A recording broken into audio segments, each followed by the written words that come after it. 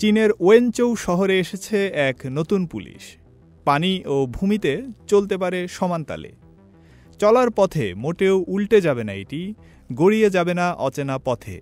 আগাগোড়া গোলগাল এ police robot একজন নিরাপত্তারক্ষীর সমস্ত কাজই করতে পারে দক্ষতার সঙ্গে।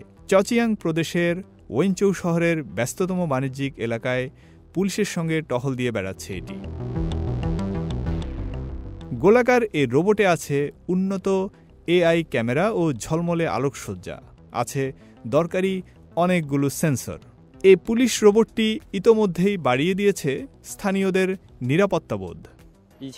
আমি সাধারণত পুলিশের টহল দেখলে নিরাপদ বোধ করি। এই ধরনের উচ্চ প্রযুক্তির পণ্য যুক্ত হওয়ায় নিরাপত্তা আরও বাড়বে বলে মনে করি।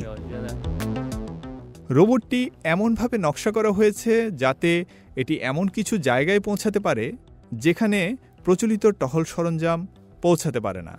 এর সর্বোচ্চ গতি ঘন্টায় ৩৫ কিলোমিটার। অপারেটর লিভার চাপলে এটি তাৎক্ষণিক মাত্র ২ সেকেন্ডে সর্বোচ্চ গতি অর্জন করতে পারে। রোবটটি নিচে থেকে চলাচল করতে পারে এবং জিপিএস তথ্য সংগ্রহ করে তা কেন্দ্রে পাঠাতে পারে। এতে আছে একটি বিশেষ ধরনের জাল, যা ছুঁড়ে সন্দেহভাজন বা অপরাধীকে আটকে ফেলতে পারে এটি। এর বড় বৈশিষ্ট্য হল এটি সংঘাতমূলক পরিবেশে ব্যবহারযোগ্য। কাছ থেকে আঘাতের শিকার হলেও এটি কার্যক্ষমতা হারায় না। জনাকীর্ণ বা চরম পরিস্থিতিতে নিরাপত্তা কর্মকর্তাদের কাজে আসে এটি। চচিয়াং ইউনিভার্সিটির কন্ট্রোল সায়েন্স অ্যান্ড ইঞ্জিনিয়ারিং কলেজের সহযোগী অধ্যাপক ও গবেষণা দলের প্রধান ওয়াং ইউ জানালেন, রোবটটিকে চাইলে বিভিন্ন নতুন সেন্সর ও ডিভাইস দিয়েও সজ্জিত করা যাবে। গোলাকার হওয়ার কারণে রোবটটি প্রথম দিকে ক্রমাগত কাঁপত। পরে গবেষকরা এর একটি সমাধান নিয়ে আসেন। রোবটের চাকা নিয়ন্ত্রণের জন্য তারা ব্যবহার করতে শুরু করেন ইন্ডাকশন মোটর, যা রোবটটির কম্পন থামিয়ে গতি নিয়ন্ত্রণ ও গতিশীলতা ব্যাপকভাবে বাড়িয়ে দেয়।